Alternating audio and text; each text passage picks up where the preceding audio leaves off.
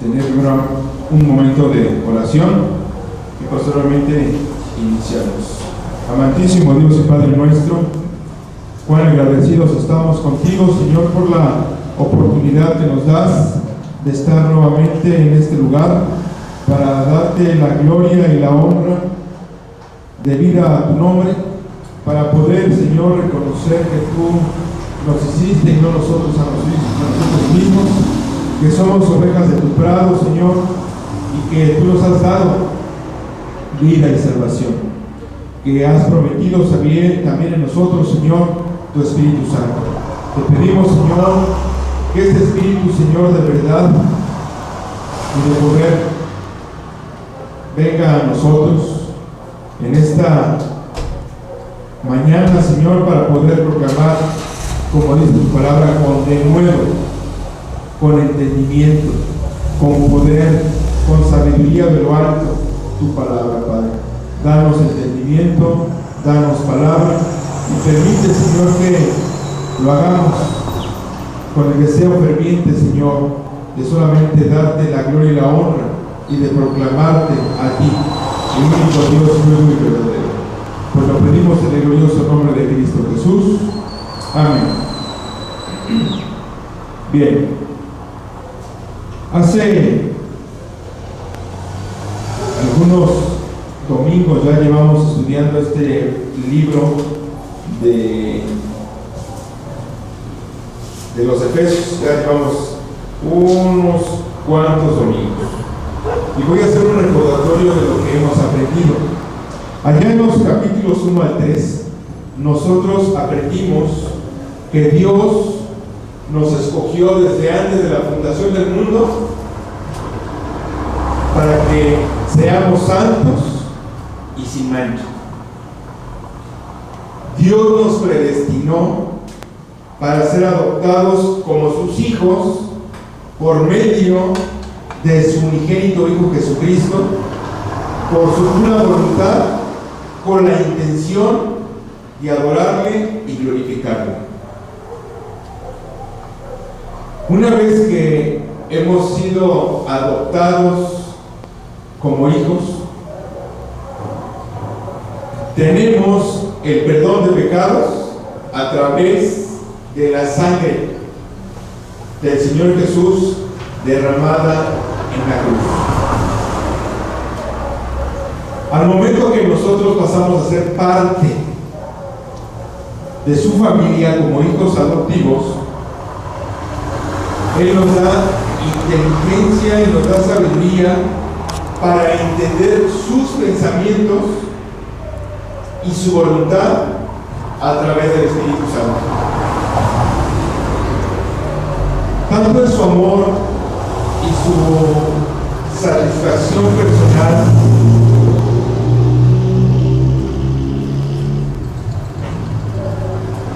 que tiene para cada uno de nosotros un lugar muy especial.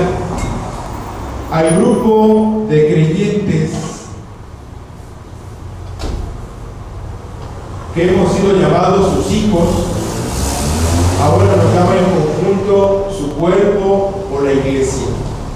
Y veíamos en algún mensaje que el Señor Jesús dice que Él es la cabeza y que la cabeza no es nada sin su cuerpo. Nos da un privilegio a cada uno de nosotros de formar parte de ese grandioso cuerpo. Bien, entonces estamos viendo que son muchas las partes que hemos aprendido en los capítulos 3, 1, 2 y 3. Dice que Él pone en nosotros la fe para creerle, para que depositemos nuestras vidas o nos entreguemos a Él y Él pueda transformarnos para que hagamos su voluntad. Estoy diciendo todo lo que Él va a hacer. Él escoge, Él predestina, Él pone los medios, nos da una posición dentro de la familia y nos dice que Él lo va a hacer. No nos lo ganamos nosotros, no nos lo merecemos nosotros. Entonces hablamos de su gracia y de su misericordia. Con todo este plan, Dios también destruye o tira las barreras que nosotros teníamos y a veces tenemos culturalmente hablando. Tenemos diferencias religiosas, tenemos diferencias de color en algunas ocasiones, y dice de su palabra que derribó toda barrera, que ya no hay judío ni circunciso, que ya no hay blancos y negros, ya no hay diferencias, porque todos somos uno en Cristo, una unidad, una fe, un Dios, un espíritu. Él quiere que nosotros vivamos en unidad y armonía, en paz, satisfechos con lo que tenemos y con lo que somos. No quiere decir la paz ausencia de pleitos. También leímos en estos primeros capítulos que el apóstol Pablo oró por nosotros. Hay una oración muy bonita aquí en el capítulo 3 al final, una oración del apóstol Pablo, tal como había orado el Señor Jesús en el Getsemaní, orando por nosotros, por los que estaban con Él y por los que habían de creer a través de los apóstoles. Estaba orando por nosotros. De igual manera, el apóstol Pablo ora porque nosotros podamos entender y podamos vivir, podamos valorar lo que Dios ha hecho por nosotros. Los siguientes versículos o capítulos del 4 al 6 en esta carta a los Efesios, Dios nos manda a ser humildes y mansos, que nos soportemos unos a otros con paciencia, que trabajemos en paz. Aún en nuestras grandes diferencias, Dios nos llama a trabajar en paz. Decía yo, un cuerpo, un espíritu, una esperanza, un Señor, una fe, un bautizo, un Dios, un Padre, nada más. Y nos dice que si nosotros hemos reconocido a Cristo Jesús como nuestro único y suficiente Salvador, y que Dios ha transformado a través de su Espíritu Santo la renovación, nosotros no podemos seguir viviendo como el viejo hombre, sino como un nuevo hombre. Y nos hace exhortaciones tales como ser justos, dejar la mentira, dejar las malas palabras, dejar de ser vanidoso o evaneciéndonos a nosotros mismos. Por el contrario, nos dice que seamos imitadores de Dios, en amor, en luz, ser sabios y ser llenos del Espíritu Santo. Eso es lo que hemos estado viendo. Más aún lo lleva a la parte práctica y dice que nosotros debemos, hombres, amar a nuestras mujeres como Cristo nos ayuda. Esposas, sujetarse a sus esposos como Cristo se sujetó y no le importó ser igual a Dios como cosas más. Le manda a los hijos que se sujeten y que escuchen y pongan atención y pongan en práctica lo que el papá y la mamá les dicen. Les da instrucción a los papás de cómo hay que educar a los hijos. Nos da enseñanzas a nosotros como empleados o como alumnos o como maestros, nuestra gran responsabilidad, que nos vemos los unos a los otros. Cuando hablaba de los siervos y de los dueños, los patrones, de ambos lados, veíamos eso hasta la semana antepasada. Eso vimos la semana antepasada. Pero viene una pregunta importante. ¿Para qué nos dice? Solamente con aceptar a Cristo Jesús como nuestro único y suficiente Salvador y conocer lo que debemos hacer es suficiente para salir victoriosos. No. ¿Cómo dice el tema en esta mañana? ¿Contra quién y cómo pelear? Esto quiere decir entonces que nosotros, para poder obedecer y hacer lo que Dios nos ha dado como instrucción, como forma y regla de vida, tenemos que pelear. Tenemos que luchar la batalla. Lo interesante en esta mañana es que nosotros vamos a aprender qué tipo de batalla es. Yo hago 3 preguntas generalmente. ¿Qué es una pelea? Una pelea se da cuando hay diferencias, cuando no nos podemos poner de acuerdo. Lo hemos estado aprendiendo los viernes. Y podemos tener diferencias porque en el matrimonio no me gusta dónde ponen la ropa sucia, con mi vecino porque me echa el agua, en el transporte porque me pisan los zapatos. Y pueden ser tan simples o pueden ser tan difíciles, porque a veces queremos ser siempre los primeros. Ser el primero y que me sirvan. Ser el primero al que le den. Ser el primero en llegar a la meta. Y la semana pasada en la tarde nos predicaba los hermanos Andrés que nosotros debemos correr de tal manera, el pasaje que leíamos la semana pasada, que no volvemos al tiempo, sino que debemos correr sabiamente. Debemos correr reconociendo para qué corremos. Entonces, si nosotros vamos a ver por qué peleamos, no es pelear por pelear, no es pelear por querer obtener algo, no es pelear por ser el primero nada más, porque así se me antoja. Puede haber varios tipos de pelea. Puede haber una pelea verbal, puede haber una pelea física, y esa pelea puede ser personal, puede ser entre familias, como lo veíamos en alguna película hace poco, que hasta la fecha llegaron a un acuerdo de no seguir matándose. Puede ser una pelea entre países y estallar una guerra mundial. Ya no es una sola lugar, todos están peleando algo. Puede ser una guerra psicológica, una guerra bacterial, son muchos tipos de peleas.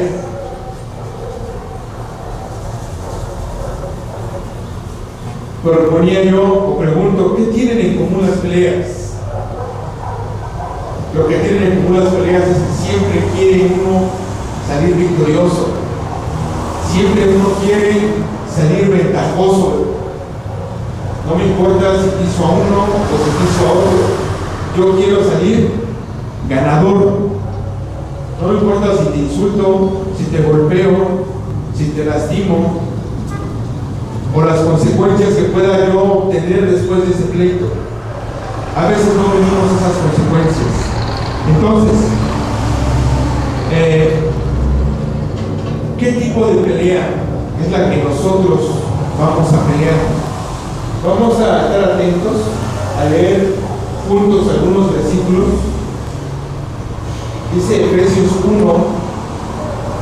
y lo voy a tener aquí porque para no estar volteando mucho. Efesios 1, versículos 19 al 21, que ya lo hemos leído, y dice: sobre todo principado, voy a leer desde el 18, alumbrando los ojos de vuestro entendimiento, para que sepáis cuál es la esperanza a que Él os ha llamado, y cuál es las riquezas de la gloria de su herencia de los santos, y cuál la supereminente grandeza de su poder, para que nosotros, los que creemos en una operación del poder de su fuerza, a la cual operó en Cristo, resucitando de los muertos y sentándole a su diestra en lugares celestiales.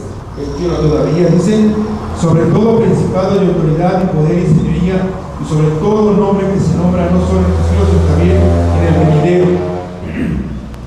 nos está diciendo, o veníamos hablando en esta ocasión, que necesitamos sabiduría para poder entender con quién es el pleito. Hay que entender con quién es el pleito. Yo decía, no es pelear por pelear nada más. El siguiente versículo que tenemos es Efesios 3:10, que dice: para que la multiforme sabiduría de Dios sea ahora dada a conocer por medio de la Iglesia a los principados y potestades en los lugares celestiales. Efesios 6:12, que acabamos de leer, dice: porque no tenemos lucha contra sangre y carne, sino contra principados, contra potestades, contra los gobernadores de las tinieblas de este siglo, contra las huestes espirituales de maldad en las regiones celestiales. Pregunto, a partir de este versículo que vamos a leer, podemos entender que la pelea o la batalla que vamos a librar no es con alguien que vamos a ver. Dice que nos dé entendimiento y sabiduría para reconocer que nuestra lucha es contra seres espirituales, contra seres que no vemos, contra seres que no estamos percatándonos porque no los vemos tan fácilmente. Y nos está pidiendo la palabra que nosotros tengamos entendimiento, oídos, ojos, una sensibilidad que nos haga entender y comprender contra quién es esa pelea. Incluso dice Judas 9, a ver si lo buscan para que lo podamos leer juntos, porque no se ve bien allí. Judas es un solo libro, y van a ver de qué tamaño es la pelea, que alguien no la quiso pelear. Alguien no quiso pelear. Este es Judas, capítulo número 9. Yo he escrito a la iglesia, Judas 9. Sí.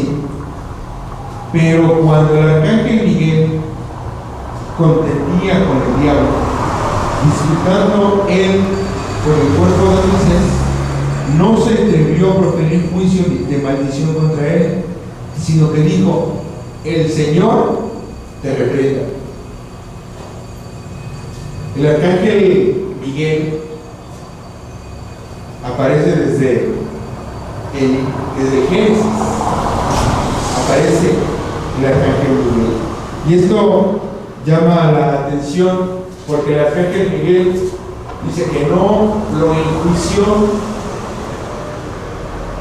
que Dios lo juzgue.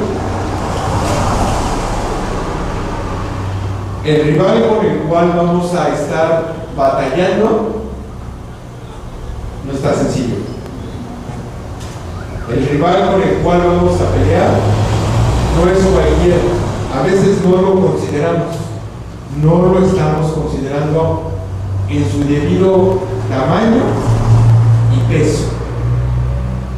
Es como poner a pelear a un peso pluma con un peso welter, un peso de 40 kilos con uno de 120 kilos. Obvio, alguien lleva las de ganar, dice el grandote. Pero ¿qué tal si el grandote lo ve muy grande al otro y se intimida? Puede voltearse, como cuando vio Goliat a David. Llevaba estatura y peso, y era muy diestro para las armas ese señor Goliat, y perdió. Entonces podemos ver esa misma pelea en dos ámbitos, un chiquito con un grande, y ganó el pequeño. Bien. Después de haber entendido un poquito ¿Qué es la batalla?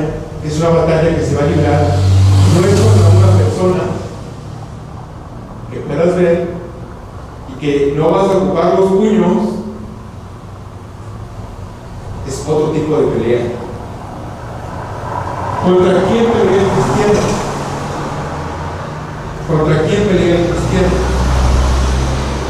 ¿Contra mi papá?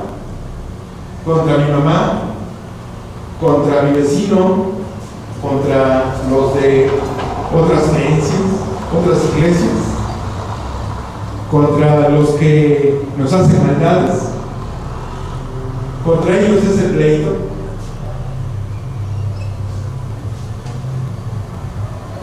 ¿Contra sí mismo? ¿Contra uno mismo pelea uno? ¿Será que uno pelea contra sí mismo?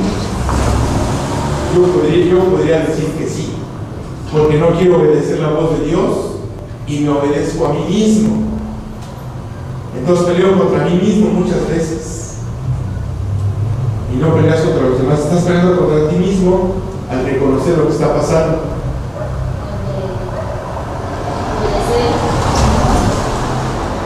Bueno, es una decisión que viene de uno, con uno mismo.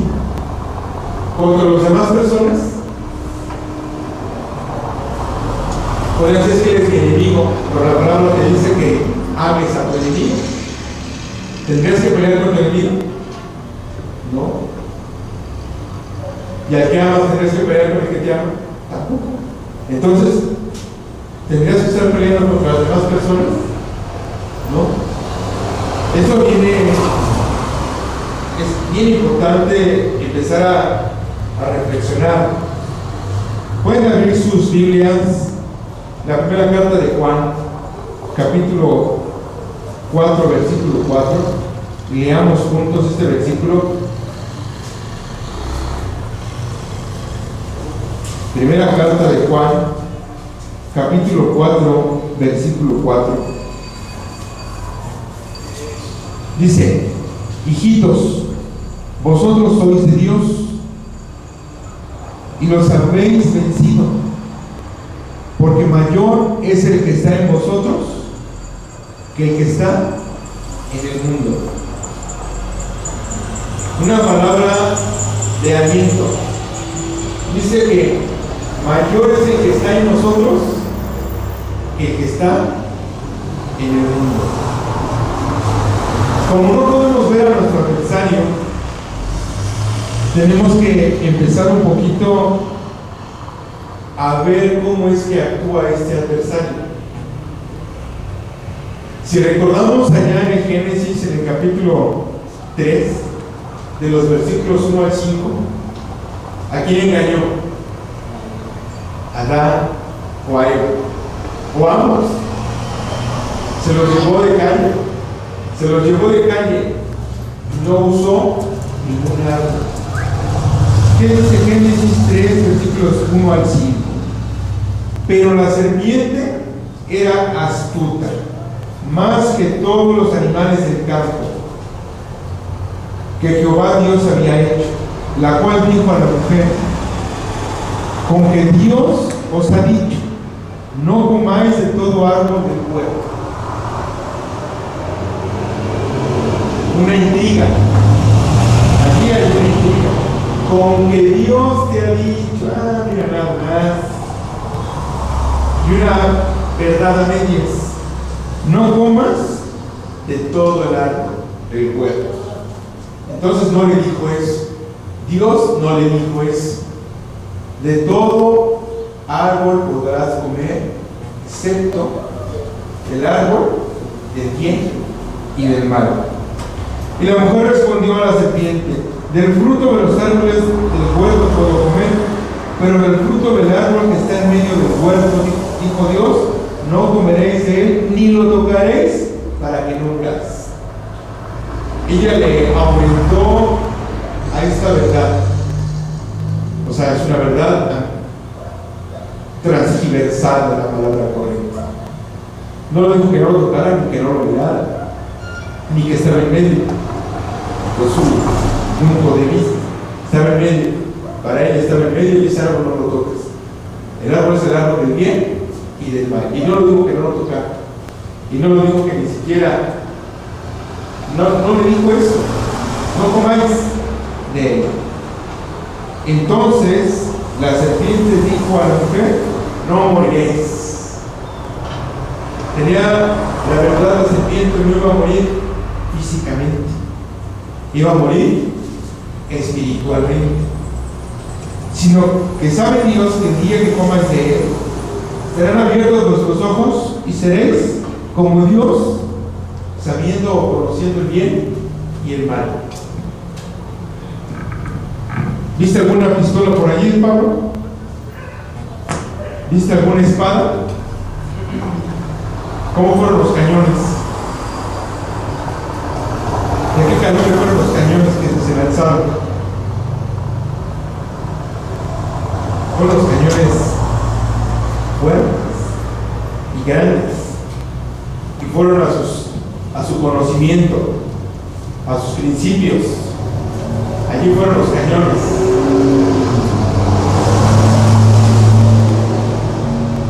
Vamos a ver al frente algunos pasajes que nos van a describir quién es. A ver, Pablo, ¿me puedes leer el primero? Ahora es el juicio de este mundo. Ahora el príncipe de este mundo será echado fuera. ¿Cómo es llamado el enemigo? ¿Satanás? El príncipe, ¿verdad? Es primera de Juan 12:31. Era primera de Juan 12:31. A ver, vamos a ver, me equivoqué. La siguiente, segunda de Corintios 4:4, Pablo. No puede ser primera de Juan. ¿No? Está bien. Es Juan 12:31. Yo lo tengo. Ok, Juan 12:31. La siguiente, Pablo. Se dio el entendimiento de los incrédulos para que no resplandezca la luz del Evangelio del amor de Cristo, del cual es ¿Quién es? ¿Cómo se describe? El Dios de este siglo. Dice desde la primera de Tesalonicenses 3:5. Si lo lees, yo lo hago también. Por lo cual, también yo, no pudiendo soportar más, envié para informarme de vuestra fe, no sea que os hubiese tentado el tentador y que vuestro trabajo hace mal. ¿Quién es? El tentador también. ¿Qué dice el siguiente versículo? Apocalipsis 2:10. ¿Yo? No, perdón, esa es la pregunta. Entonces oí una gran voz en el cielo que decía: ahora ha venido la salvación, el poder y el reino de nuestro Dios, y la autoridad de Jesucristo, porque ha sido lanzado fuera el acusador de nuestros hermanos, el que los acusaba delante de nuestro Dios día y noche. ¿Quién es? ¿Cómo se llama? El acusador. Podemos distinguir en estas. Esta es Mateo. Este es Mateo 19:38. Son estas parábolas. En cada una de ellas habla de algo muy particular. Es Mateo capítulo 13. Mateo capítulo 13.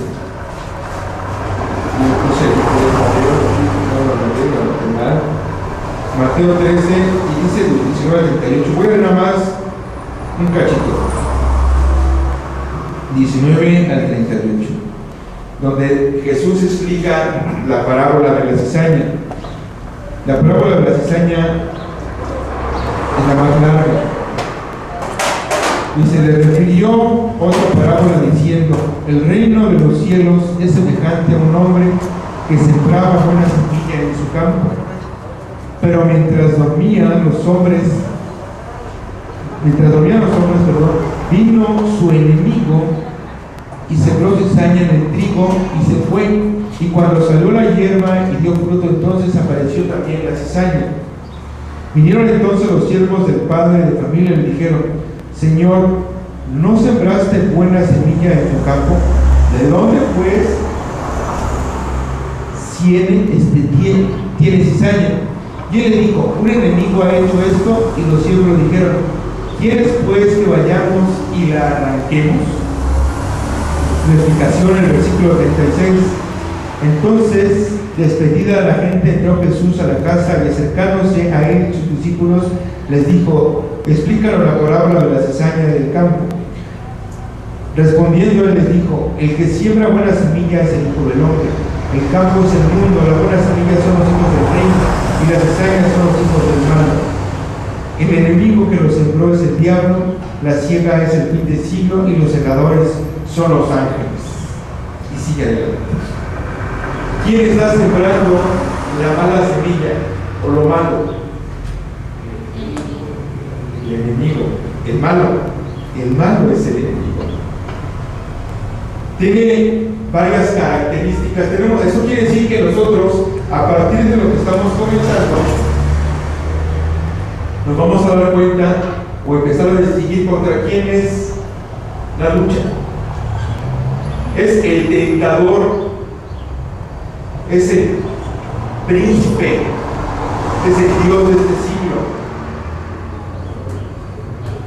el acusador, el malo. ¿Ya? Él es contra él la lucha. ¿Y por qué la lucha es contra él? ¿Qué dice Génesis 3:15? ¿Verdad? Es contra él la lucha. Es contra él, no es contra las demás personas. Por eso la lucha viene interna. ¿Obedezco a Dios o obedezco toda la falsa filosofía, todas las culturas, todo lo que el mundo dice? ¿A quién voy a escuchar?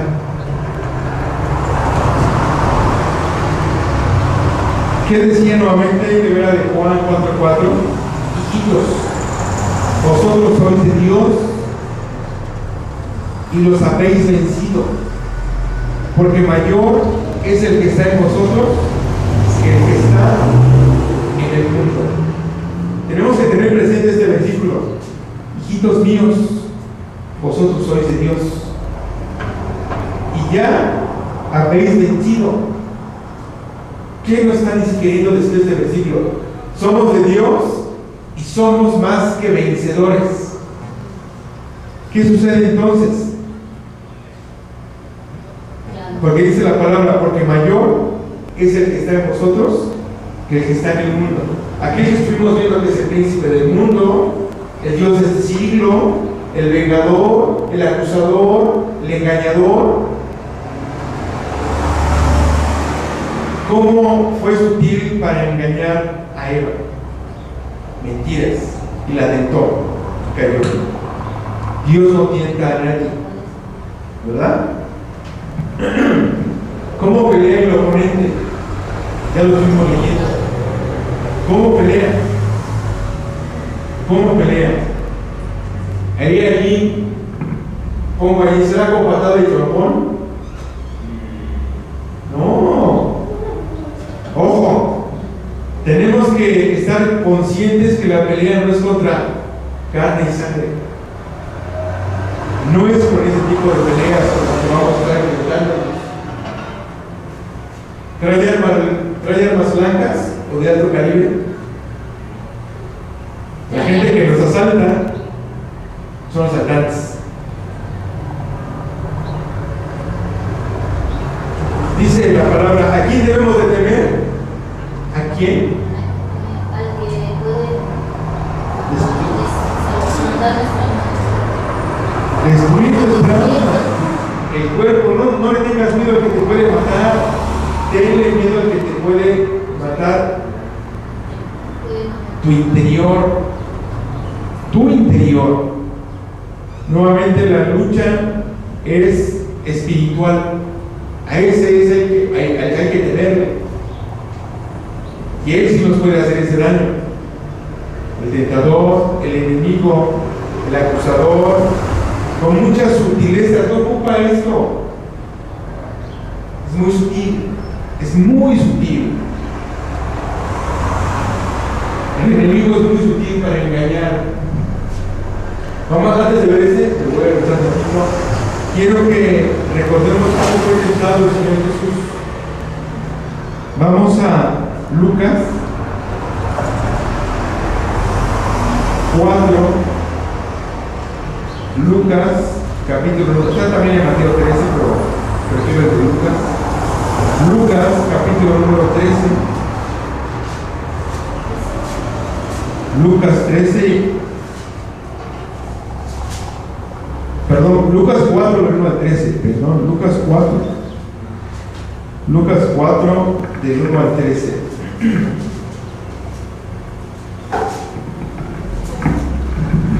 Fíjense ustedes. Jesús, lleno del Espíritu Santo, ¿qué características tenía el Señor Jesús? Lleno.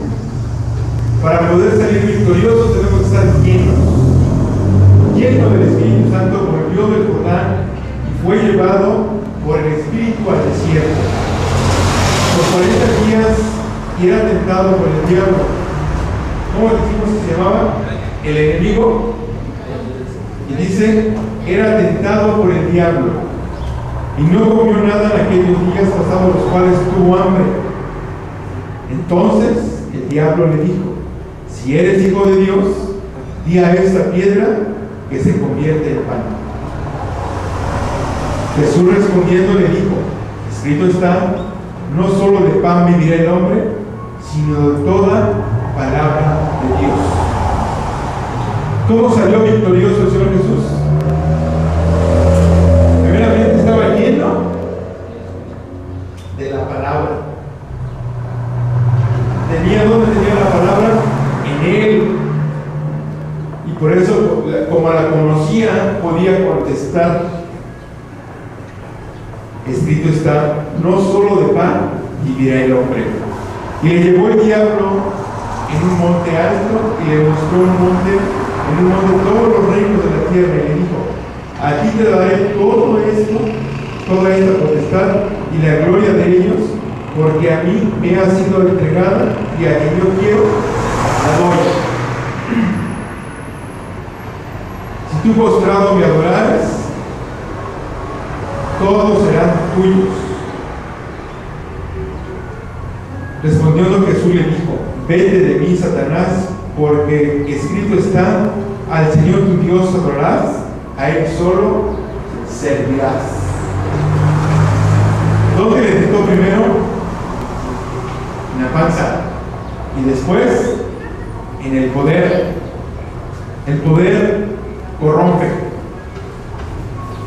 Decíamos en el trabajo, pues muy clásico, pone a una persona en un ladrillo y ya se va a tambalear. Subiste un cachito y ya te mareaste. Ya te sientes superior a todos por arriba de la cabeza. El poder corrompe, el poder te mueve, el poder te mueve. ¿Cuál es la otra? Y le llevó a Jerusalén y le puso sobre el pináculo del templo y le dijo, si eres hijo de Dios, échate de aquí a abajo, porque escrito está, a sus ángeles mandará cerca de ti o acerca de ti que te guarden, y en las manos te sostendrá para que no tropiece tu pie en piedra. Respondiendo Jesús le dijo, dicho está, no tentarás al Señor tu Dios. Y cuando el diablo hubo acabado toda la tentación, se apartó de él por un tiempo. ¿Qué estoy queriendo decir? Que primeramente que el enemigo conoce la Biblia. El enemigo conoce la Biblia. Uno, va a transgiversar o a usar la Biblia en su favor para hacerte caer. ¿Cuál fue la última? Dice allá en el libro de los Proverbios, y lo ocupamos, o yo lo ocupo generalmente hablando de Sansón. ¿Jugará el hombre con la lumbre sin que sus manos ardan o se quemen? Puedes jugar con un hombre que no te pase nada. Es muy clásico este dicho. Puedo andar en la lumbre y no quemarme. dice otra cosa al contrario. ¿Quieres probar que eres mejor y superior? El Señor Jesús dijo, ciertamente para mí me puede rescatar y no morir porque Dios me cuida. Pero por eso no me creo Dios. Él no se creyó Dios y no se dejó tentar. Conocen la vida de su abuelo y dice, Dios está conmigo, me meto en cualquier calle y no pasa nada. Aquí le está tentando. Está jugando con lumbre y cree que no le va a pasar nada. Porque decimos ser cristianos y hacemos cosas que no debemos hacer porque creemos que no vamos a caer. Es un infortunio saber que en el Face vi muchos que se dicen creyentes vestidos y festejando la muerte. No pasa nada. No pasa nada, dicen ellos. La Biblia dice lo contrario. No puedes jugar con lumbre sin que te quemes. No la juegues, amigo. Yo puedo ir a una fiesta y tomar y no pasa nada. Puedo ir a otro lugar y no me va a pasar nada. La Biblia no dice eso. Dice todo lo contrario. Te vas a quemar, te vas a lastimar. Pero son sutilezas del mundo, pura sutileza del mundo. ¿Qué tanto es? Tantito. ¿Qué tanto es tantito? Fíjense ustedes, leíamos hace rato o estábamos tratando de escuchar un poco, cantando un himno que decía la palabra inicuo. Lo leímos en uno de los pasajes para pedir perdón. Dice inicuo, es injusto o malvado. Iniquidades. Segunda carta de los Tesalonicenses 2:9 dice, a ver David. El entendimiento es por obra de Satanás, con gran poder y señales y prodigios mentirosos. Dice inicuo, cuyo advenimiento es por obra de Satanás, con gran poder y señales y prodigios mentirosos. ¿Qué más dice el siguiente versículo? Vosotros sois de vuestro padre el diablo, y los deseos de vuestro padre queréis hacer. Él ha sido Cristo desde el principio, y no habla de la verdad, porque no hay verdad en él. Cuando habla mentiras, de lo suyo habla, porque es mentiroso y padre de la mentira. ¿Quién es el engañador? ¿Contra quién es la pelea? Fíjense ustedes que cuando me pongo a leer, estudiar más, la parte práctica que está. Reconocer contra quién es la pelea. Sabemos que la pelea está ganada, y ahorita lo vamos a ver al final, pero hay que reconocer contra quién peleamos.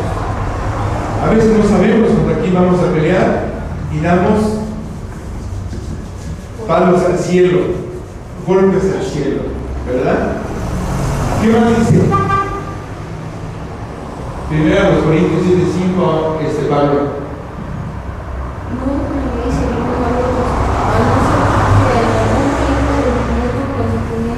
Para ocuparos excelentemente en la oración y volver a juntaros en mí, para que no os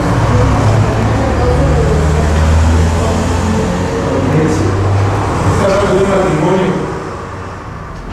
Aquí está hablando de un matrimonio. Y a veces, por enojo, por envidia, por celo, yo no sé,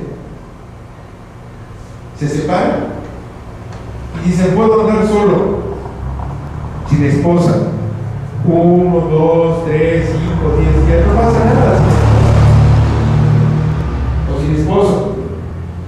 Hoy en la mañana lo platicamos.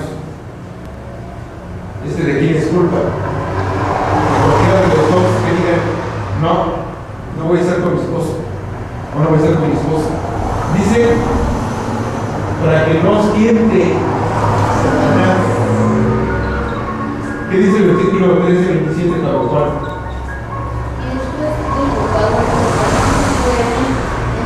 Jehová le dijo, ¿Quién está hablando aquí? De Judas. De Judas. ¿Dónde entró el enemigo? No entra. ¿Quién da o quién abre la puerta? Al enemigo. Yo abro la puerta. cuando Jesús no está en nuestro corazón, cualquiera puede. Cualquiera puede. Por eso dice, y me llamó la atención, cuando di mi preámbulo o mi introducción, lo que Dios ha hecho y quiénes somos en Cristo. Es para cristianos, no es para cualquiera. Este mensaje es para los hijos de Dios y nosotros le damos fuertemente cuando no somos verdaderamente sus hijos, cuando falseamos ser sus hijos y viene el enemigo y va a tomar posesión de nosotros. Dice los siguientes versículos, ya en la última parte. Vamos a sacarnos este cachito, dice, porque también para este fin os escribí para tener la prueba de si vosotros sois obedientes en todo. Y al que vosotros perdonáis, yo también, porque también yo los he perdonado. Si algo he perdonado por vosotros, lo he hecho en presencia de Cristo, para que Satanás no gane ventaja. La falta de perdón, da lugar al enemigo. A veces no lo contemplamos. La pelea no es con un guante y a patadas y con el peor. Si yo no perdono, le doy lugar al enemigo. Así dice la palabra. Si yo no le obedezco, doy lugar al enemigo.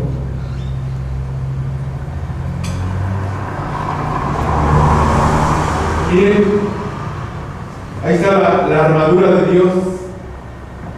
Hemos visto muchas peleas, nosotros nos gustan ese tipo de películas, ¿verdad?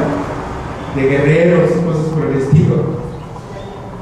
Y aquí está el calzado del apresto del Evangelio, el cinturón de la verdad. Lo vamos a ver la semana que entra. La espada del Espíritu, el escudo de la fe, la coraza de justicia, el yelmo de lo que tiene arriba de la salvación. Y este escudo es más grande. Este escudo es el granotote que se pone cuando están tomando fuerza y se cubre completamente. De 1,20 a 1,50 es el escudo de ese tamaño. Estas son las armas. ¿Por qué? Porque la pelea es de otro tipo. Casi todo, excepto espada, es para pegar. Todas las demás son para cubrirte. Todas son para cubrirte. Todo lo que el soldado de Dios tiene es protección. Y si alguna de ellas no está puesta, ya caminamos. Ya caminamos, le damos un huequito al enemigo. ¿Cómo que dice el versículo que hemos estado leyendo? Hijitos, vosotros sois de Dios y los habéis vencido, porque mayor es el que está en vosotros que el que está en el mundo. La pelea ya fue ganada, ¿o no? Ya está ganada. Si ya fue ganada, ¿por qué perdemos? ¿Por qué perdemos? Si ya fue ganada por Dios, ¿por qué perdemos?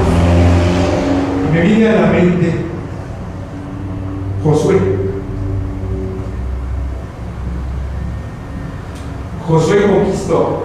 Dijo, Canaán es la tierra que Dios nos ha prometido. Y fue y conquistó, de las 10 ciudades, conquistó 7. Se muere Josué. Sigue, me faltan 3. Pues se las quitaron. Perdieron. Contra 3 ganaron. Perdieron. Perdieron. ¿Por qué? Porque desobedecieron. Porque no le creyeron a Dios. Porque hicieron lo que los demás pueblos paganos hacían. Por eso perdieron. Dijo, esto es tuyo, esto es tu tierra. Debes poseerla, debes limpiarla, debes quitar todo lo que no es bueno. ¿Por qué no ganamos la batalla? Porque no queremos poseer, porque no queremos que ella es nuestra, porque no queremos ser conquistadores, sino conquistadas. No nos gusta dar el extra, sudar la camiseta, dirían algunos, echarle ganas, ¿no? Eso cuesta. No nos gusta desgastarnos, no nos gusta trabajar. Si llevamos las de ganar, ¿por qué salimos tan golpeados? Porque lo hacemos a nuestra manera. Fíjense que es de los temas que más me han gustado, no solamente ahorita, por muchos años, porque hay un texto con el que voy a finalizar, que siempre lo recuerdo, cada vez que predico lo digo, me ha fortalecido y me ha ayudado a salir adelante. No puedo seguir siendo igual, siempre tengo que mejorar, sé que tengo que quitar muchas cosas todavía, es una pelea interna. ¿Qué tipo de peleas? Fíjense ustedes allá en 1 Corintios 10:13. ¿Qué dice? No os ha sobrevenido ninguna tentación que no sea humana. Pero fiel es Dios, que no nos dejará ser tentados más de lo que podéis resistir, sino que dará también juntamente con la tentación la salida para que podáis soportar. Puros textos que vienen a decirnos que podemos triunfar. ¿Que va a ser dura la pelea? Sí, pero que podemos salir victoriosos. Dice, pues aunque andamos en la carne, no militamos según la carne, porque las armas de nuestra milicia no son carnales, sino poderosas en Dios para la destrucción de fortalezas, derribando argumentos y toda altivez que se levanta contra el conocimiento de Dios y llevarlo cautivo. Todo conocimiento, pensamiento a la obediencia.